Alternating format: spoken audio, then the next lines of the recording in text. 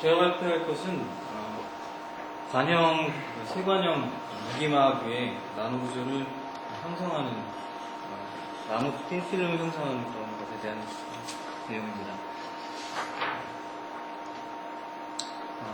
먼저 일반적인 기체 추가 메커니즘에 대해서 간략하게 말씀드리고 마이크로포러스 멤브레인에 대해서 말씀드리겠습니다. 그리고 이번 토픽에서 말할 것과 기호적인 그런 방법들 그리고 문제점들과 그 결과들을 보여드리겠습니다.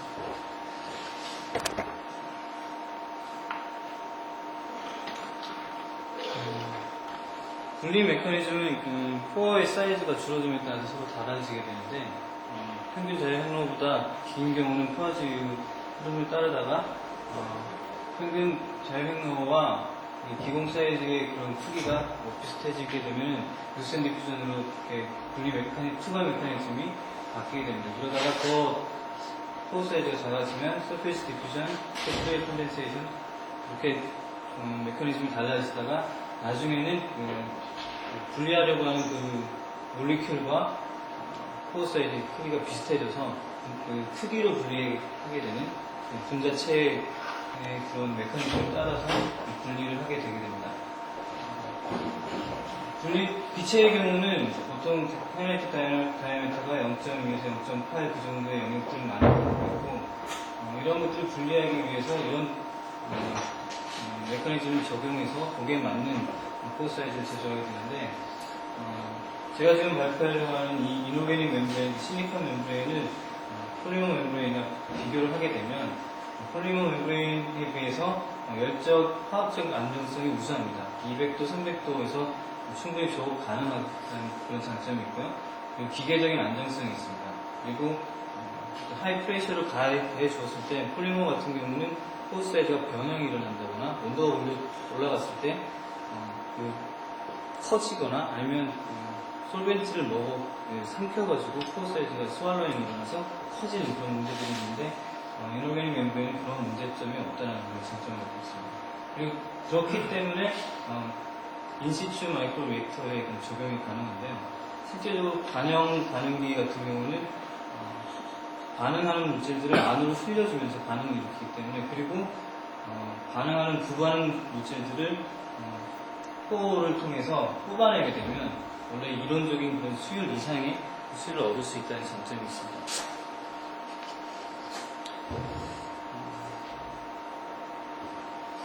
이러한 것들을 제조하는 무기막을 가장 구조적인 관점에서 분리를 하게 되면 어떤 이스라엘 아모포러스, 그러니까 덴스한 그런 필름, 마이크로포러스 한 그런 스트럭처를 갖지 않는 그런 덴스한 그런 경우와 제로라이트 타입이 또 이렇게 나눠집니다. 그리고 그 사이에 크리스탈 라이트 그런 구조를 가지면서 제로라이트가 아닌 그런 재를 이렇게 세 가지로 분류를 할 수가 있는데 실리카나 카본 멤브레인 같은 경우는 덴스하고 상당히 치밀한 구조가 같습니다. 그렇지만 이러한 것들의 문제는 포러시티가 상당히 낮습니다.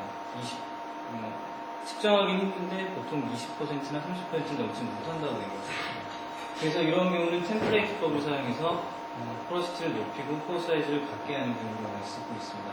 제로라이트의 경우는 크리스탈 구조이기 때문에 코어 사이즈가 잘 디파인이 되어 있고 그래서 분리를 하기에 아주 좋은 조건을 갖고 있지만 이것의 문제는 만드는 방법이 너무 어렵기 때문에 시드를 만들고 그것을 그로스 시키는 방법을 대부분 쓰고 있는데 그런 방법을 쓰게 되면 필름이 형성되는 두께가 수 마이크로에서 수십 마이크로 정도 두껍게 됩니다. 그렇게 되면 낮은 퍼메어빌리티를 가지게 되고 따라서 추가 효율을 떨어뜨리게 되는 그런 문제점이 있습니다. 그래서 저희가 이번에 접근하려고 하는 방법은 크리스탈 라이크 한 그런 구조를 가지면서 얇게 코팅을 하는 그런 방법을 적용해보려고 합니다.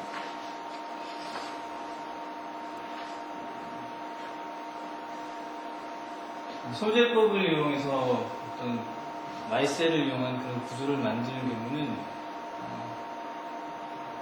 설펙턴트가 과량으로 들어가서 마이셀을 만드는 경우이기 때문에 표면 장력이 상당히 낮아지게 됩니다. 따라서 문제가 무엇이냐면 코팅하려고 하는 포러스 미디어 위에다 코팅하는 경우는 대부분의 물질들이 그 낮은 표면 능력 때문에 다 스며들어가거나 표면 위에 이렇게 코팅되기 힘든 그런 문제점을 갖고 있습니다. 그렇기 때문에 이런 구조를 가지면서 이렇게 이 표면에만 이렇게 얇게 코팅될 수 있는 방법들을 찾아낸다면 제올라이트 타입이 아닌 다른 구조를 통해서 얇은 망막을 형성하고 그것들을 통해서 분리를 가능하게 할 수 있다는 그런 생각을 해봤습니다. 실제로 실리콘 웨이퍼 위에서 얇은 방막들을 구조를 가진 방막들을 형성하는 것은 몇 년 전부터 이렇게 보고가 되고 있는데 브레이커 그룹에서 보고하는 바로는 이러한 실리콘 웨이퍼 위에다가 디코팅을 이용해서 이렇게 코팅을 했는데 수백 나노, 200~300 나노 정도의 두께를 가지는 그런 아주 나노 구조를 갖는 그런 코팅, 표면을 만드는 것을 보고한 것이 있습니다. 그렇지만 이런 것의 문제는 구조를 갖는 것이 이 플로우 디렉션에 따라서 영향을 받는 거죠. 코팅 디렉션에 따라서 보통 2D 헥사고널 구조를 많이 갖게 되는데 이 구조가 이 표면을 따라서 이렇게 형성이 되게 됩니다. 그렇게 되면은 원하는 그런 구조를 갖기가 힘들어지고 투과율도 이렇게 많이 제약을 받게 됩니다. 그래서 그리고 실제로 이러한 구조들은 웨이퍼 위에다 만들기 때문에 투과하는 데는 실제적으로 적용하기 힘듭니다.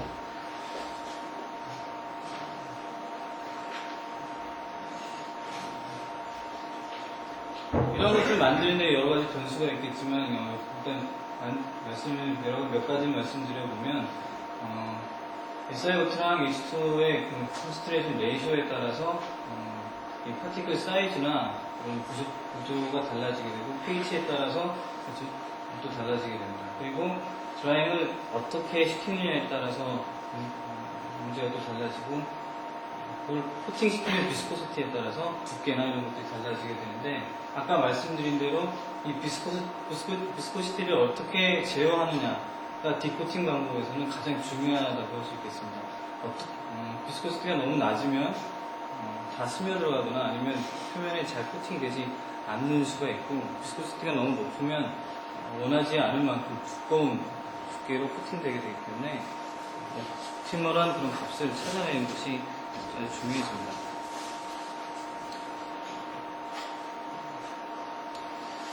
그래서 한 가지 방법을 생각해 본 것이 이런 포러스한 미디어에다가 어떤 다른 물질을 코팅시킨 다음에 그 위에 원하는 그런 방법을 제조하고 그리고 나중에 이것을 제거하면 어떨까라는 그런 생각을 해보게 됐습니다.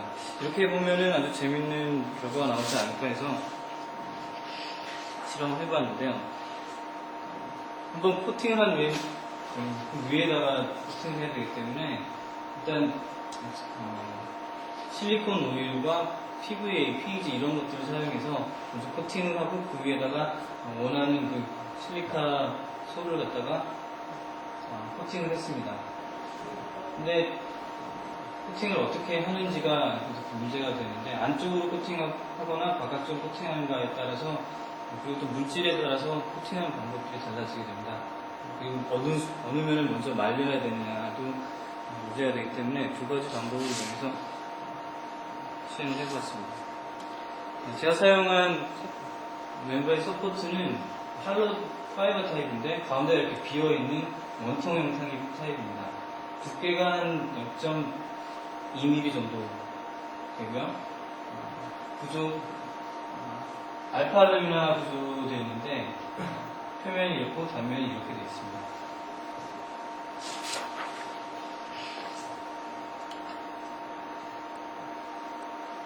코팅하고자 했던 그 구조는 지금 보여드리는 것처럼 이런 헥사고널 스트럭처를 갖는 2D 헥사고널 구조를 갖는데 이것이 완벽하게 크리스탈 라이크 구조가 되어 있는 게 아니라 그냥 크리스탈리티가 한 40~50% 정도 되는 만드는 조건에 따라서 이렇게 달라지는데 시간에 따라서도 많이 바뀌고 조성에 따라서도 많이 바뀌는데 저희는 24시간을 기준으로 해서 이런 조성을 가지고 만들어가 있습니다. 이러한 구조는 지금 아주 잘 샤프한 파워 다이아미터 디스트리뷰션을 갖게 되기 때문에 이러한 것들을 적용해서 코팅을 한 다음에 그것을 다시 2차 개질하게 되면 여러 분야에 사용될 수 있을 거라는 생각을 하게 됐습니다.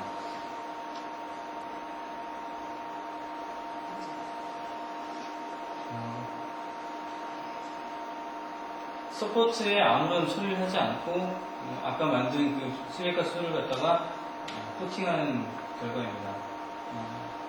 만든 실리카 솔을 농축하지 않고 코팅한 경우는 다 스며들어서 코팅한 효과를 전혀 볼 수 없었고 44%로 농축한 다음에 코팅을 해봤었는데 이때 역시 문제가 되는 것이 코팅을 하면서 안쪽에 다 스며들어서 안쪽에서 이렇게 다 묻어집니다. 그러면 코팅한 효과가 없게 되죠.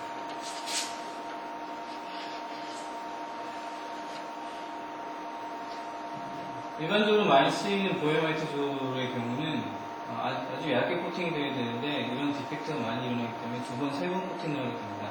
그래서 결국엔 이러한 경우도 한 1마이크로 정도의 두께를 갖게 되고 이런 보헤마이트 졸은 결정형 구조가 아니기 때문에 코어의 다이아미터가 2에서 50마이크로 50나노 정도로 이렇게 아주 넓은 밴드를 갖게 되는 문제점이 있습니다.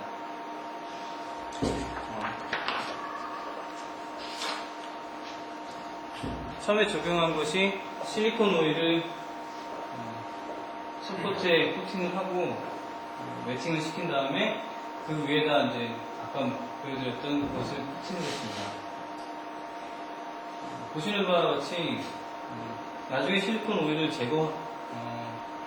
노말 핵산을 이용해서 제거를 하게 되는데 이렇게 제거하고 나게 되면 이 표면에 1마이크로 정도의 두께로 균일하게 이렇게 필름이 형성되는 것을 볼 수 있습니다. 이 경우는 안쪽에 실리카 솔을 갖다가 집어넣고 바깥쪽에 실리콘 오일을 이렇게 만든 다음에 그 안쪽을 말림으로 이용해서 안쪽에서 이렇게 들어가면서 마르도록 만든 경우인데 이러한 경우도 역시 얇으면서도 코팅이 잘 되는 것을 보실 수 있습니다.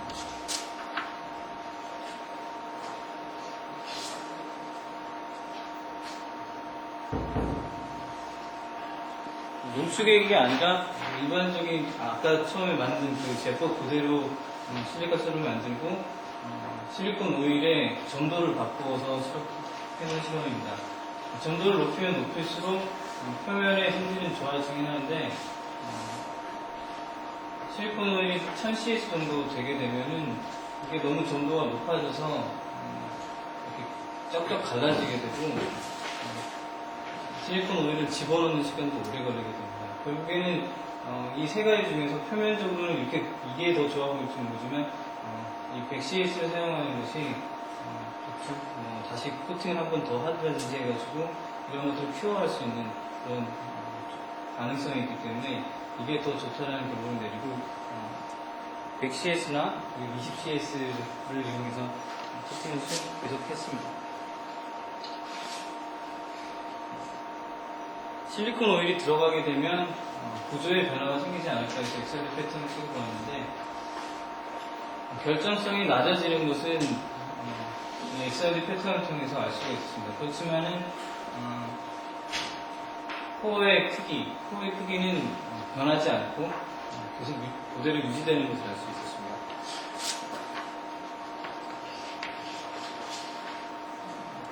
실리콘 오일이 리퀴드 상태이고 말린 다음에도 이렇게 계속 리퀴드로 존재하고 있고 말리는 동안에 이렇게 계면에서 프레셔에 따라서 이렇게 계면이 움직이기 때문에 그러한 것들이 좀 안 좋지 않을까 싶어서 이번에는 PVA를 이용해서 PVA를 코팅하고 완전히 말린 다음에 디코팅을 해서 몇 분 정도 이렇게 코팅을 해서 완전히 PVA가 녹기 전에 꺼내고 그것을 말리는 그런 방법을 이용해서 코팅을 해봤습니다. 이 경우는 젤레이션이 일어난 다음에 물로 다시 피부에 녹여서 이 밑부분을 녹여냈고요. 그래서 다시 그렇게 해서 실험을 해본 결과 지금 이게 지금 위아래가 바뀌었는데요. 이 경우는 얇게 코팅이 되어 있는데 이쪽에 좀 이렇게 흠집이 안쪽으로 이렇게 플러깅이 되는 그런 것들을 볼 수 있었고, 이렇게 44%로 이렇게 농축한 농축액의 경우는 깔끔하게 코팅이 되는 것을 확인할 수가 있었습니다.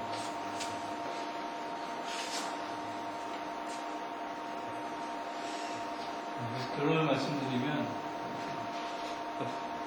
포러스한 스트럭처에 어떤 리퀴드나 솔리드를 이용해서 필링을 하고 그 위에다 코팅을 한 다음에 그걸 제거하는 방법을 이용해서 코팅하기 힘든 그런 물질들을 얇게 코팅할 수 있는 방법을 그렇게 하게 되면 얇게 코팅할 수 있다는 것을 이번 실험을 통해서 알 수 있었고요. 그리고 서브 레이어로 깔았던 그 오일 레이어나 PVA 그런 레이어가 그 표면에 마지막으로 형성되는 그런 구조에 그렇게 큰 영향을 주지 않는다. 파티클 사이즈에 그렇게 영향을 주지 않는다는 걸 알게 되었고, 그리고 효과적으로 이렇게 인필트레이션 효과를 볼 수 있다는 걸 알 수 있었습니다.